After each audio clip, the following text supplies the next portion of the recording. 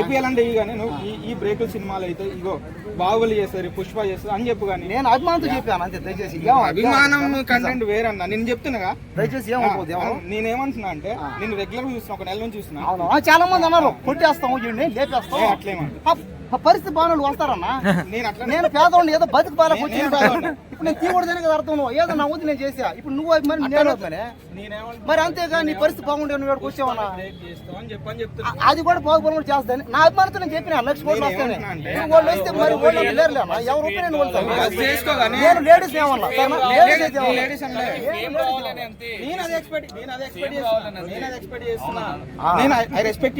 Okay నువ్వు ఇంత dare వచ్చి మాట్లాడుతున్నావు. అడిగింది I respect you. I respect you అదే చెప్తున్నా అని చెప్తున్నాడు. అది ఏమంటే అది నేను చెప్పేది కూడా అన్నకంటే అభిమానంతో చెప్పిన అంతే. దాని రియాక్షన్ ఓకే నేను యాక్సెప్ట్ చేస్తా బ్రో. ఓకే అంతే నేను లేడీస్ ఏమన్నా సార్ లేడీస్ యాక్సెప్ట్ చేస్తా.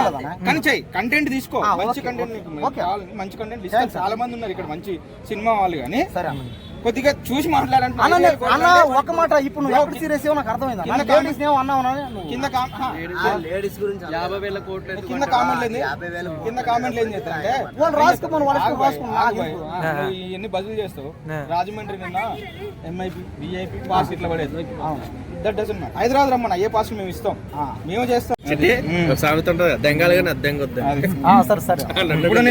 నిన్న అనట్లే, నేను ఇప్పుడు కాదు ఇక్కడే ఉన్నా. నేను రెగ్యులర్ చూస్తుంటా, చాలా మంది చూస్తున్నా. కానీ నువ్వు చెయ్యన్నా తప్పలేదు. నువ్వు హైలైట్ కావాలనుకుంటున్నావు, వీళ్ళకి కొద్దిగా వైవ్స్ రావాలి, అన్ని కంటెంట్ కావాలి. కానీ కంటెంట్ ఏదో ఫ్యాన్స్ గా నేను చేసి ఫ్యాన్స్ 50 కోట్లు అన్నది, 50,000 కోట్లు అన్నది. నేను మొన్న కూడా అభిమానంతో నువ్వు మొన్న లాస్ట్ టైం కూడా 50,000 కోట్లు అన్నది. అభిమానంతో 50,000 కోట్లు వద్దు సరే.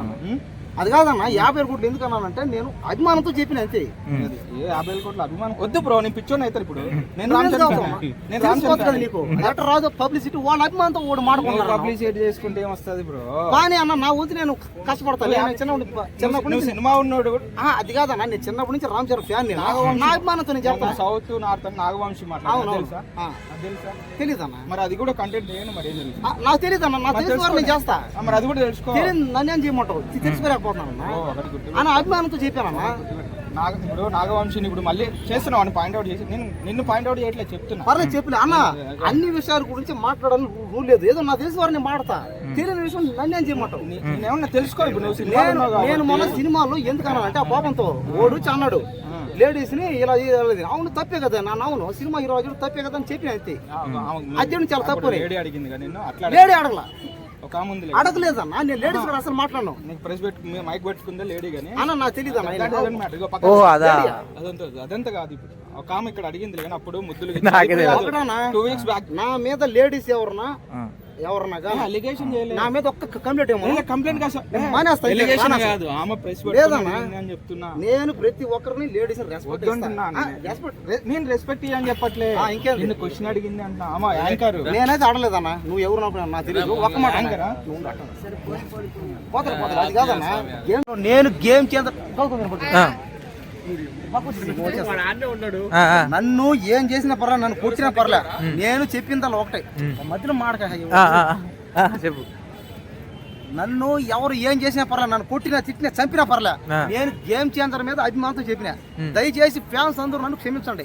నేను ఎందుకంటే ఇదంతా పబ్లిసిటీ కోసం చెప్పాను. మన సినిమా గేమ్ చేంజర్ అనేది మన సినిమా కోసం నేను చెప్పిన. ఎందుకంటే ఇది ఒక పబ్లిసిటీ క్రియేటివిటీ కోసం. అంటే సినిమా చూడాలి, దీంట్లో ఏముందని నా వంతు నేను కృషి చేసి. అంతేగాని నేను ఎవరినో తక్కువ చేసి మాట్లాడాల. నేను ఒక వర్గాన్నో నేను ఒక పెద్దవాళ్ళని ఎవరిని తక్కువ చేయలే.